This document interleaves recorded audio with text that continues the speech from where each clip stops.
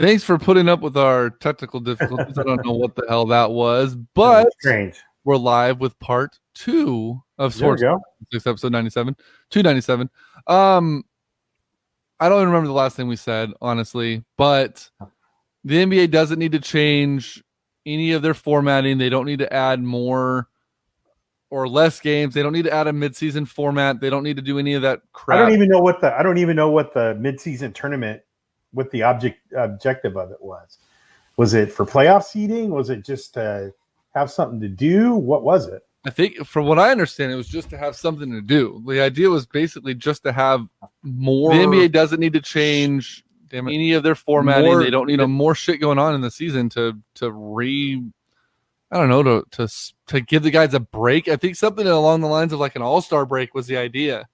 And it's like, no, stop it. You don't need to do that. It's not, you have the playoffs or you don't. Like there's not a combination of the two. You know what I mean? Like just stop changing what works. Make it better by making your teams even. And the last basketball thing I'm going to ask you, red uniforms, yay or nay? They're 1-0 in the red uniforms. So I hated them. I hated them when they came out. When I saw them on announced on TV or in the news or on Facebook or whatever, hated them. Didn't like them. Saw them last night on TV, and I hate to admit it, I kind of dig them. Yeah, they're not bad. I mean, they're not our colors. I like the baby blue ones better last year, but I don't hate them. We need to go back to the purple and black. That's the only set of uniforms that we've had consistent good luck with. So I say we go back to the 1999 black and purple. That would be fantastic if they brought those jerseys back. Like, I'm not gonna lie, but it's the city edition thing. I mean, it could be worse. We could be the Mavs with the green and teal graffiti logo, and the Milwaukee Bucks say Cream City on them. And did you see the Miami Heat's uniforms? The baby bluish, the pastel blue. Yeah. I mean, it could be worse, but it could be. I agree. The Kings just need to go back to those purple uniforms, period. Yeah. The black and purples. I mean, I'm not a huge fan of the new uniforms, regardless of if they're a throwback or not. Go back to the roots. Go back to what the glory years were, and I'd be all for that. Yep, me too. Winter meetings, baseball starting up. 2 weeks from now? Yep. Players are on the move. It's interesting to me that the Giants haven't even started, talking to anybody, it seems. Are there any? We're not going to get into it until winter meetings start. The actual rumor mills start up. But is there anybody that you hope the Giants take a feeler on? Like, is there any free agent aside from Madison Bumgarner maybe that stands out to you that you really want to see them make a run at? Cole Hamels. Isn't he what's his face? Come on. Isn't he what's his face's brother-in-law? It's not 2007. It's Garrett Cole, not Cole Hamels. Garrett Cole. Okay. I was close. Will you guys ever go back to morning shows? Oscar, we might. It depends on my work schedule. My work schedule keeps changing. Hey, New England lost to Houston. So now all the people that are talking about the Niners not being a good team can shut the hell up.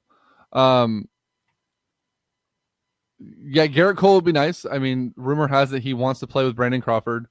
There's a lot of talk that Brandon Crawford may be a player that's on the move by way of trade, just because he's batting so far below the Mendoza line that the Giants see him as a liability, and they don't want him out there every day as the starting shortstop.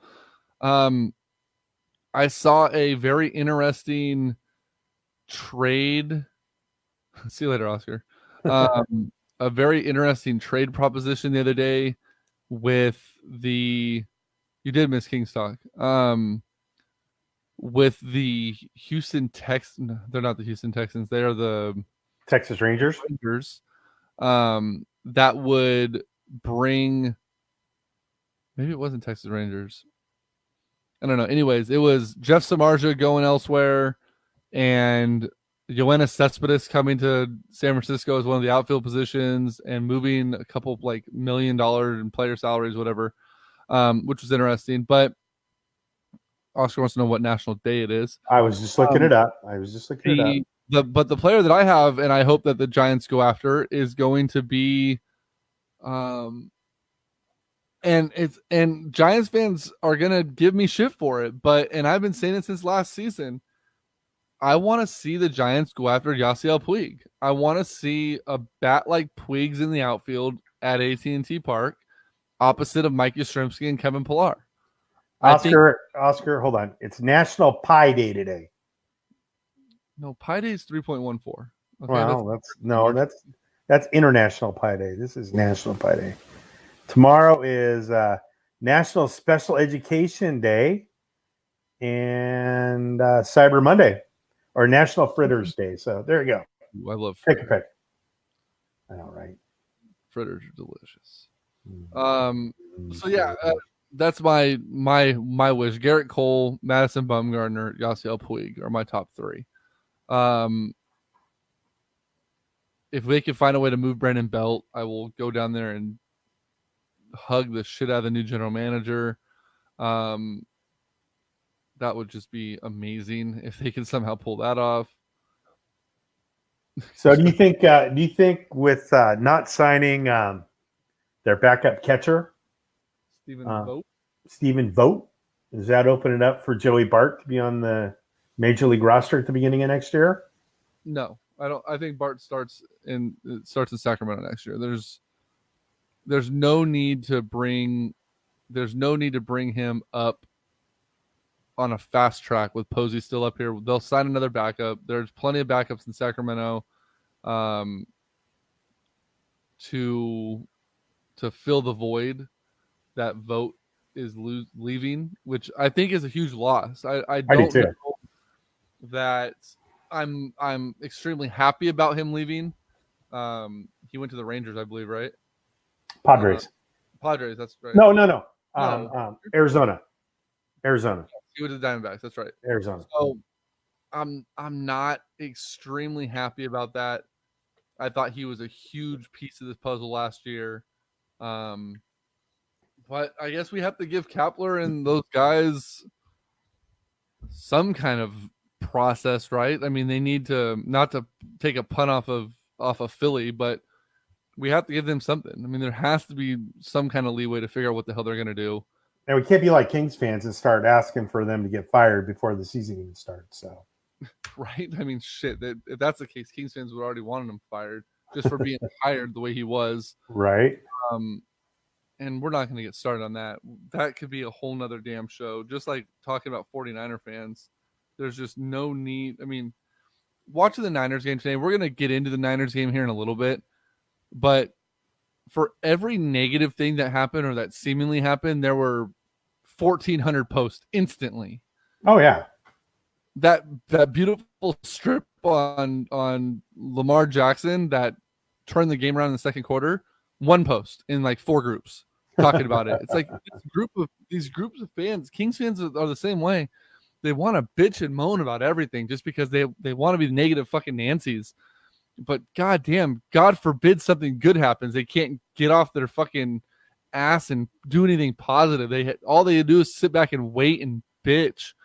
Fucking, it's so fucking stupid. I mean, I could go on and on and on about that shit. It bothers the fuck out of me.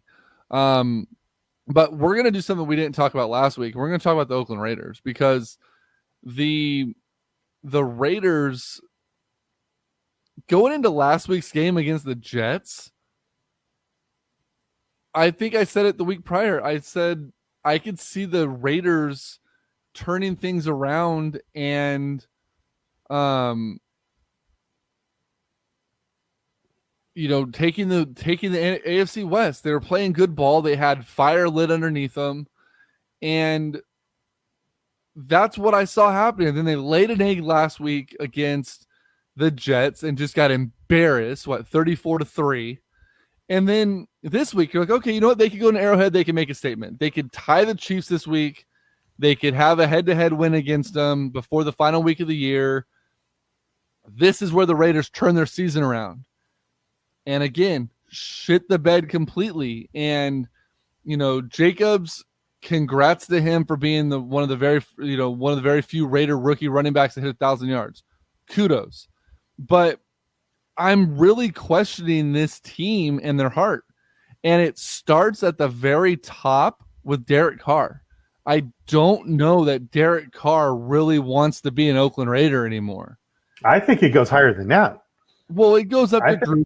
I think it starts at Gruden. But I can see these last 4 games being the last 4 games that Derek Carr plays as the Oakland Raiders quarterback. Oh yeah, I agree. He looks like he quit today. There was no fire, no passion at all. The Raiders are just self-destructing, and Cody, you're right. The Raiders are who we thought we were. But on the flip side of that, I had the Raiders in my mind coming back and making things interesting in the West. And they turned it around. They just turned it around in the wrong direction. Well, they did a 360 is the problem. You're supposed to do a 180. They just kept spinning. Like they turned it around and then they turned it right back around again. It's like, well, you shouldn't do it that way. You should really go after, the way things work is you should turn it around one direction and make it a positive, not spin it into a negative. But man, I think the end of that game today, the end of that game today was just a microcosm of really what the Raiders are all about. And that was the returned 2-point conversion for Kansas City for 2 points. Yeah. Man, I just don't know. Like that team, like I said, the team just didn't look good. I mean, Carr was pedestrian, 20 for 30 for 222 yards, a pick or two picks and a touchdown. Jacobs had another great game, 104 yards. But Darren Waller, their tight end, I think that kid is their MVP of their team. He had 7 for 100 today on 9 targets. DeAndre Washington, a young wide receiver, that kid looks like he's going to be good. But once you start going down the list, there's just nothing on this team that looks like people give a shit. Do you blame Carr or do you blame not having tools around him to use to move the ball? Does he really have any receivers other than their tight end that's any good? Maybe but still, I mean, they put so much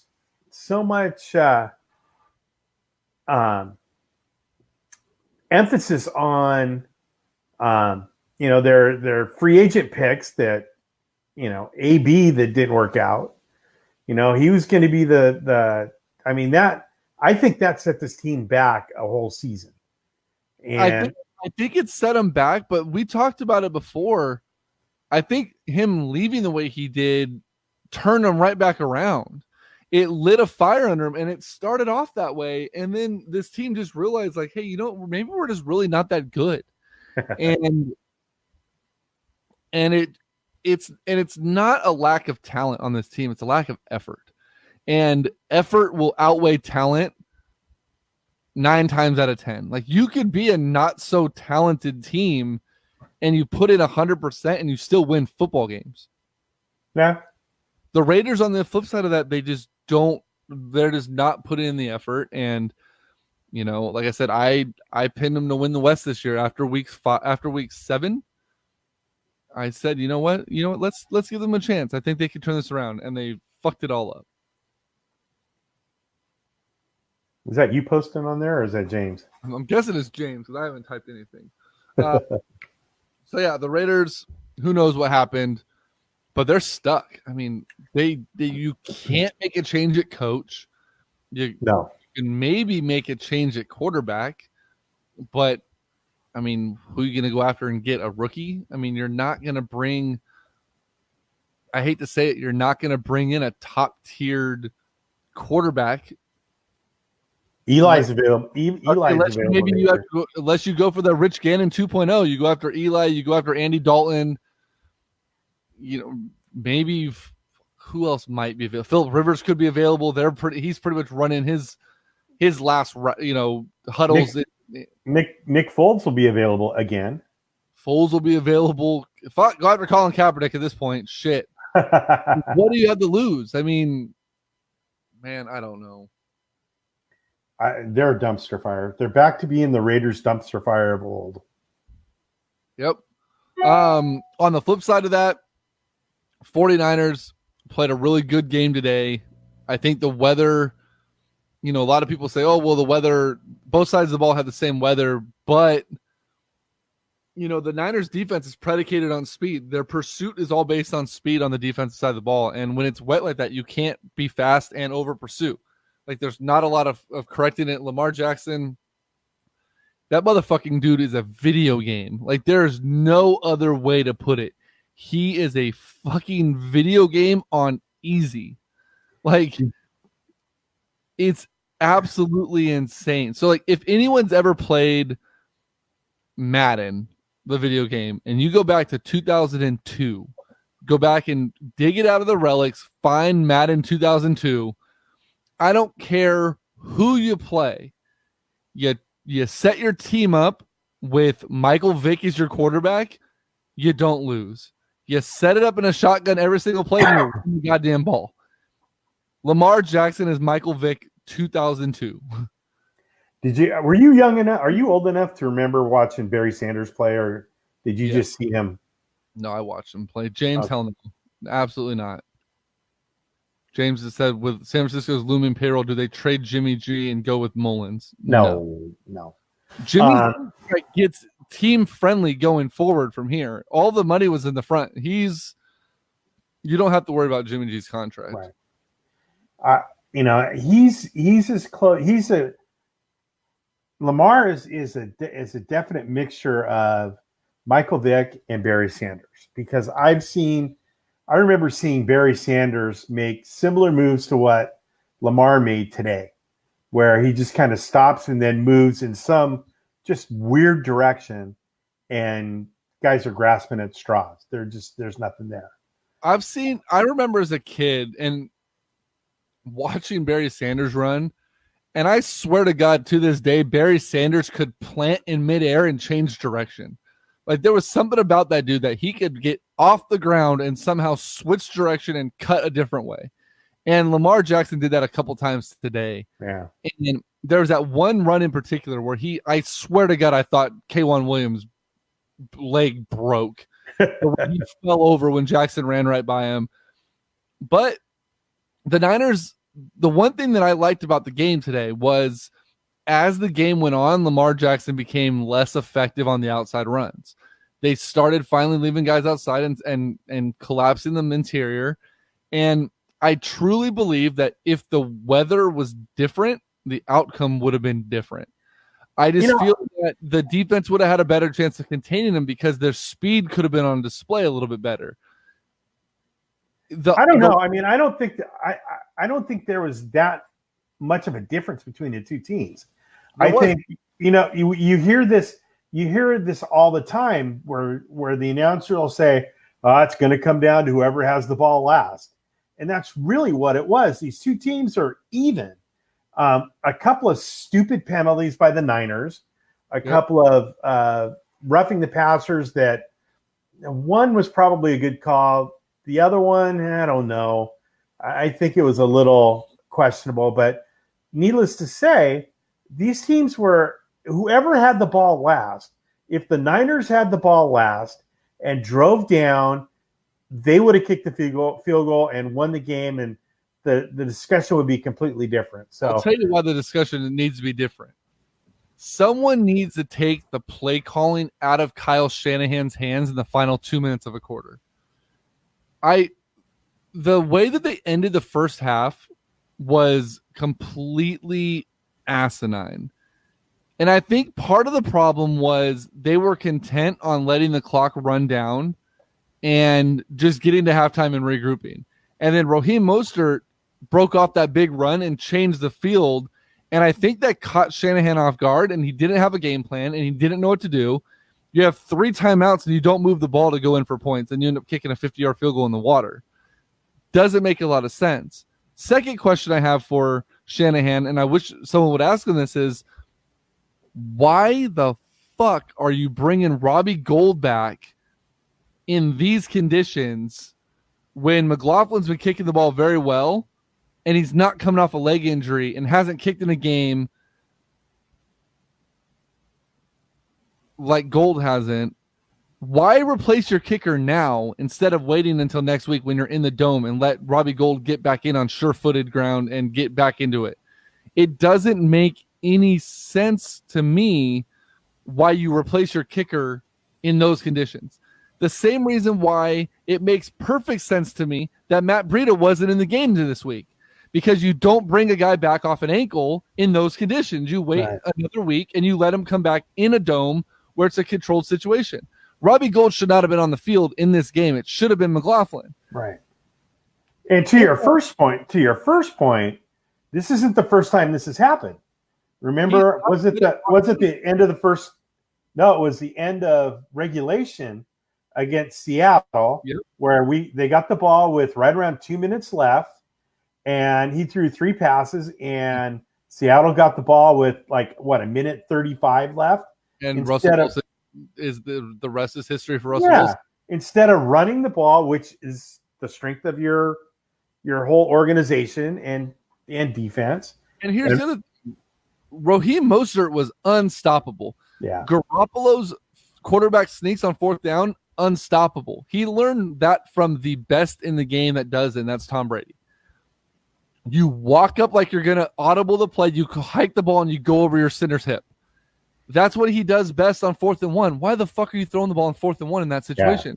Yeah. Run the goddamn ball. I don't care if they put 9 in the box. You need half a yard. Get in there and let those big boys push. Yeah, if you can't get half a yard that way, then fucking fullback in the game and you don't run behind them in that situation. Let him run it. Let him run it. Run the goddamn ball. Give me a defensive lineman. Give me Solomon Thomas. Give me Armstead. Put one of those motherfuckers in at fullback and let them push the line. You needed less than a yard and you throw the ball twice. They did that. It doesn't make a lot of sense to me. But if you're looking for silver lining, this game at the end of the year does not mean shit when it comes to the division, which is good. Minnesota has a chance to even things out tomorrow night, and Minnesota is fully capable of beating Seattle. Especially at Minnesota. But the good thing about this is, and the same thing happens to be the case with the game against Seattle, the Niners were written off before the game even started that they had no chance of winning these games, and they lost by a late field goal in both of them. They weren't blown out. They weren't mopped up and down the field. The team got better as the game went along. This team is what we think they are. Whether they make the playoffs as a number 1 seed or they make it as a wild card, this team is not going to be a team that you can just bypass in the first round of the playoffs or in the playoffs at all. If they go in as the divisional team, they'll have a bye. Great. If they go in as the wild card, they're going to go to the NFC East. They're going to go to either Philly or Dallas, and they're going to mop the floor with one of those 2 teams. And then they'll either go to New Orleans or they're going to go to Seattle, which is obviously going to be a much tougher game, but that's going to be a completely winnable game. And then whoever's left, it's going to be the Packers, the Bears, or I guess it would be Seattle, right? No, it would be one of the other. There's not the only team that worries me in the playoffs is going to be Seattle. Somebody just posted that they have to beat New Orleans. I don't think that's going to be an issue. No, I think pocket passer Drew Brees is going to get murdered. Yeah, he can run around a little bit, but I'm not worried about New Orleans. I think that they're going to handle New Orleans. Yep, and they're going to handle Atlanta as long as they prepare for Atlanta properly, because Atlanta is the biggest trap game left on the schedule. Right. Seattle may not even matter at the end of the year because Seattle may already have the 1 locked, and you just get healthy for the rest. Yeah. But the other thing I want to say is we talked about Niner fans, how they blow everything out of proportion. They bitch and moan about everything. One of the things that they talked about today, and I saw like 40 goddamn posts about it was, this is the game of the week. Why do we have a B-list announce team? Oh, fuck. Jesus First of all, Christ. If you think Charles Davis and whoever the hell the other guy was were bad, can you and riding Baltimore's coattails, can you imagine listening to Joe Buck for 3 hours talk about how Joe Buck has a bias against San Francisco any chance he could possibly get? It would have been way fucking worse. But I'm convinced that Charles Davis, if given the opportunity, would have got down on his knees and blown Lamar Jackson on live TV based on the way he fucking called that game today. That dude is absolutely ridiculous with his biased opinion when it comes to a player he loves. I cannot stand Charles Davis on the call of the game. I'd almost rather have Joe Buck. Man, I'd like to have both of them together. Oh my God! And watch your head explode. And then have Andrew Siciliano as the sideline reporter.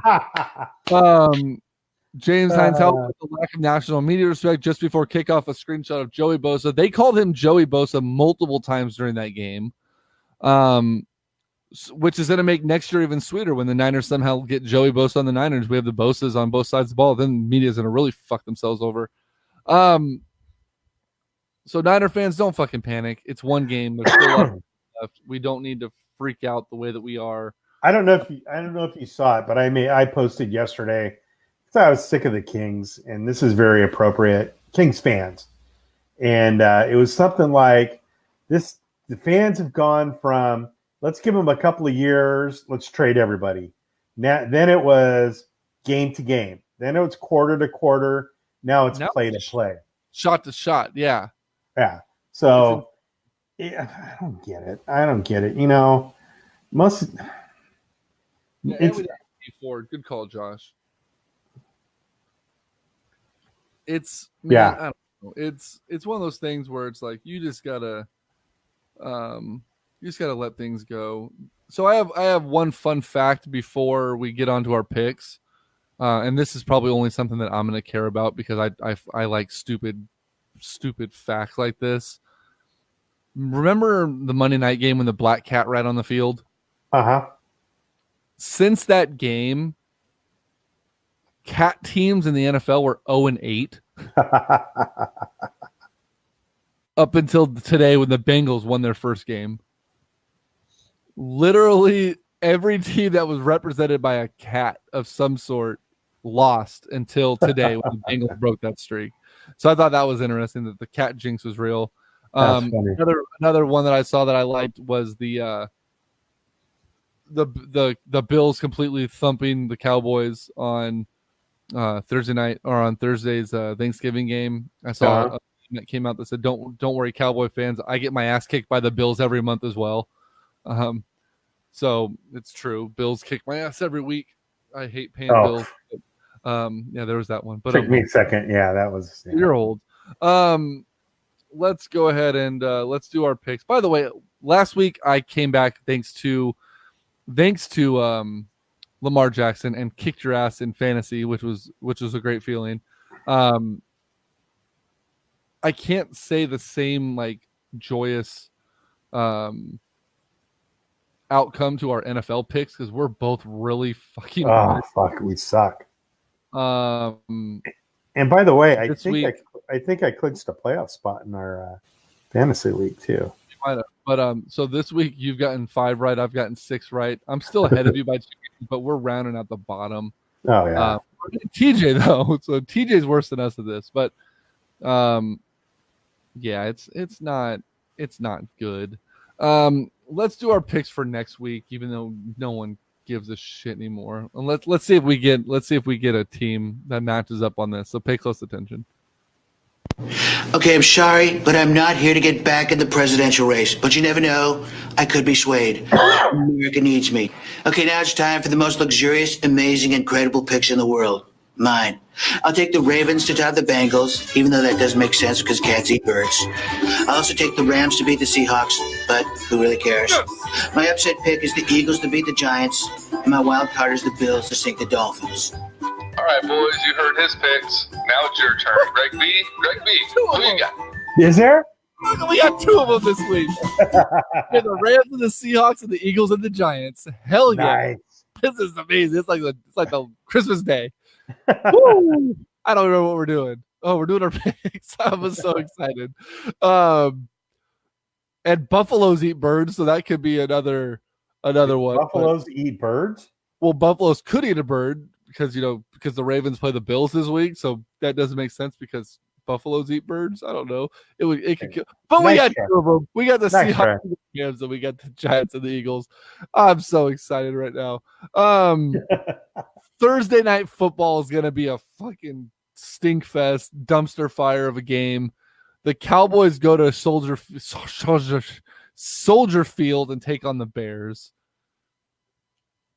I'm rooting for the Black Cat again. Right? Can we root for a tie? Right. I'll take the Cowboys. I'm going to take the Bears. I want to see the Cowboys self-destruct to the point where Jerry Jones comes down at halftime and just takes Jason Garrett's headset off and just kicks him out of the stadium. Panthers go to the Falcons. I'm going Panthers. I'm going to take the Falcons on that one just because they're at home. Colts travel to the Buccaneers. I'm going Bucks. Yeah, I'm going to go with the Bucks as well. Dolphins, one of the greatest touchdowns I've ever seen happen today. Fake punt. The place kicker throws it to the kicker for a touchdown. Said that wasn't a throw. It was like a 3-year-old girl flipping the ball as it was, getting it was covered in slime. And it was the ultimate in spread formation too. Yeah, because it was just the center, and then there were 2 groups of people on each side of the field.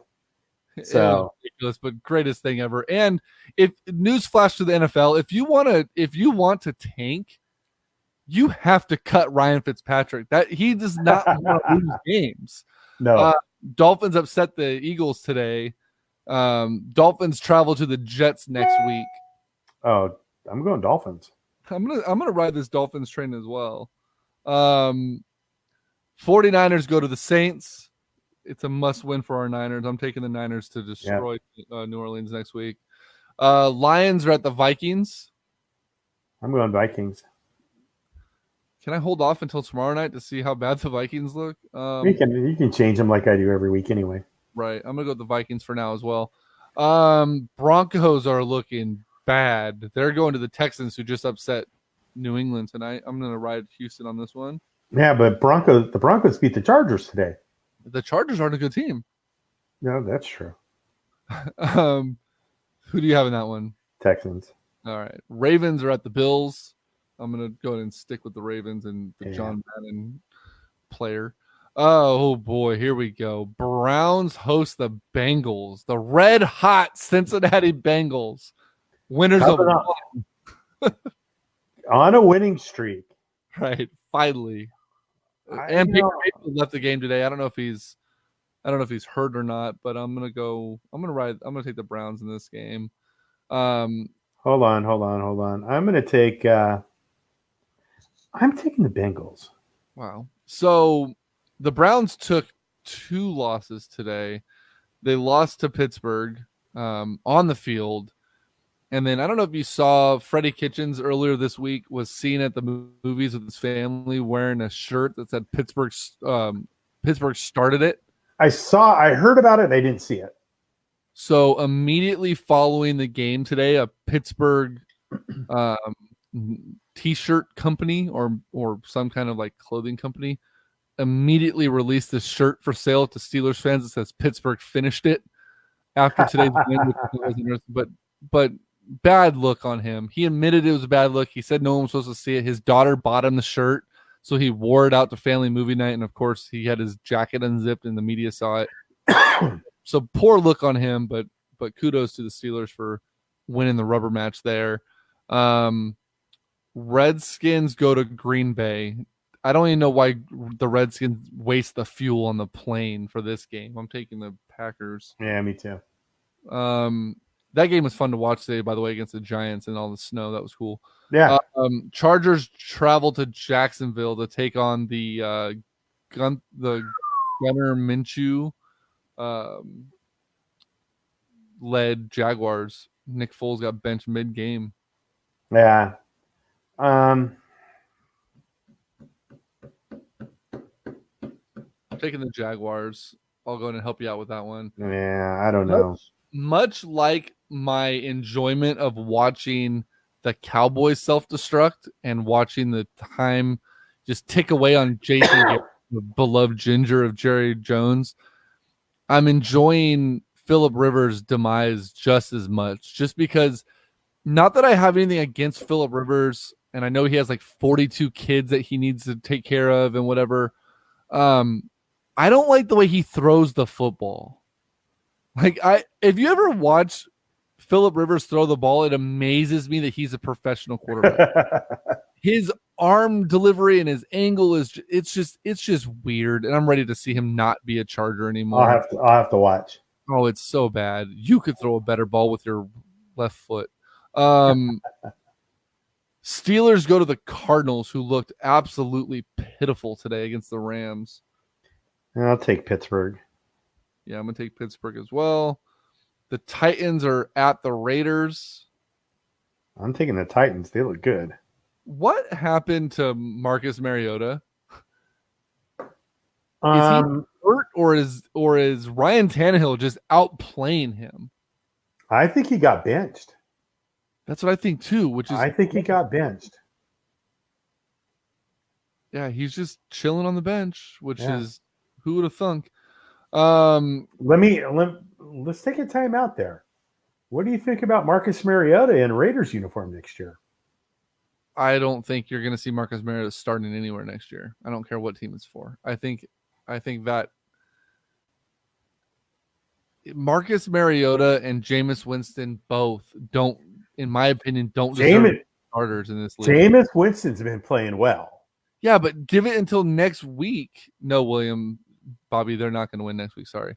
Jameis Winston, though, like, he'll have good weeks, and then next week he'll throw 6 picks and look like he's a lost puppy on the field. I think until he finds consistency, I don't know that he's going to have much longer of a career. To be I don't know. I think we're underestimating him. They're the Bucs are the third highest scoring team in the NFL this year. Right, but he also has this, I think, the third highest number of interceptions this year as well. Yeah. I don't know. He could be the new Brett Favre, just doesn't die and just throws 1,000 interceptions, but somehow wins games. Chiefs go to the Patriots. That should be a good one next week. Ooh. I'm taking where's it at? In New England. I'm going to take I'll take the Pats. Yeah, I don't see the Pats losing 2 games in a row. No. You know what? No. I'm taking the Chiefs. I'm going to see what the Chiefs can do next week. Let's see if they're a real contender in the AFC or if it's going to come down to New England and Baltimore. Right. This week's game, I think, is going to give us a little bit of a glimpse of what the playoffs are going to look like. Seahawks go to the Rams. The Rams look good. We don't know what the Seahawks are looking like.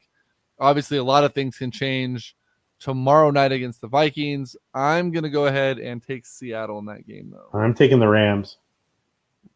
Well, as a Niner fan, I thank you. And finally, the Giants go to the Eagles. Both teams reeling after 2 losses this week. Ugh.